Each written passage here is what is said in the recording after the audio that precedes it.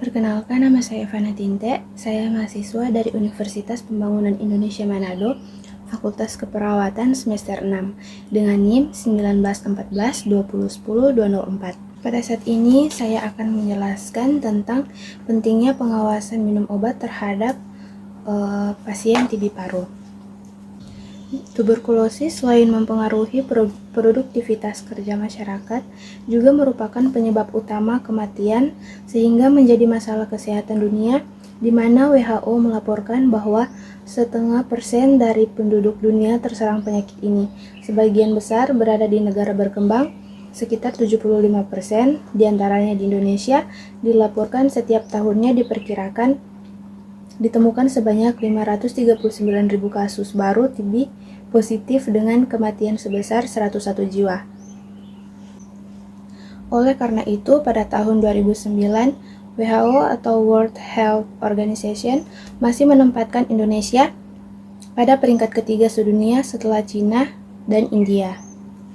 Berikut peran dan tugas seorang PMO.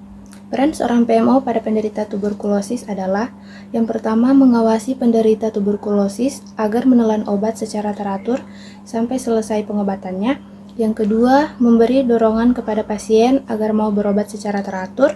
Yang ketiga, mengingatkan pasien untuk periksa ulang dahak pada waktu yang telah ditentukan. Yang keempat, memberi penyuluhan pada anggota keluarga pasien tuberkulosis yang mempunyai gejala-gejala mencurigakan tuberkulosis untuk segera memeriksakan diri di puskesmas atau unit pelayanan kesehatan lainnya. Dukungan emosional keluarga atau PMO pada penderita TB paru sangat dibutuhkan karena tugas PMO adalah memberikan dorongan kepada penderita agar mau berobat secara teratur dan mengingatkan penderita untuk periksa ulang dahak pada waktu yang ditentukan. Dengan kinerja PMO yang baik, pasien lebih termotivasi untuk menjalani pengobatan dengan teratur. Tugas PMO yaitu yang pertama, menyiapkan dan mengingatkan pasien saat minum obat. Yang kedua, memotivasi pasien saat merasa bosan mengkonsumsi obat setiap hari. Yang ketiga, mengingatkan saat jadwal pengambilan obat dan periksa sputum. Yang keempat, memberitahu pasien hal yang harus dan tidak boleh dilakukan seperti menggunakan masker saat di rumah maupun keluar dan harus menutup mulut saat batuk. Tugas PMO menurut Depkes RI 2009 adalah: yang pertama, mengawasi penderita TB agar minum obat secara teratur sampai selesai pengobatan. Yang kedua, memberi dorongan kepada penderita TB agar mau berobat teratur.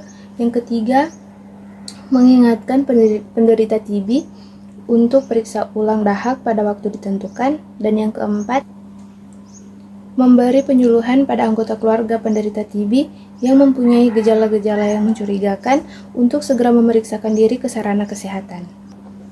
Sebaiknya PMO adalah petugas kesehatan, misalnya perawat, bidan desa, pekarya kesehatan, juru imunisasi, sanitarian, dan lain-lain. Bila tidak ada petugas kesehatan yang memungkinkan, PMO dapat berasal dari kader kesehatan, guru, anggota PKK, dan tokoh masyarakat lainnya atau anggota keluarga.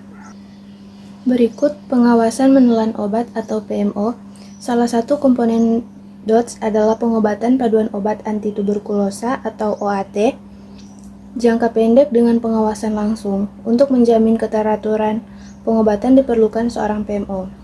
Persyaratan PMO yang pertama, seseorang yang dikenal, dipercaya dan disetujui baik oleh petugas kesehatan maupun pasien.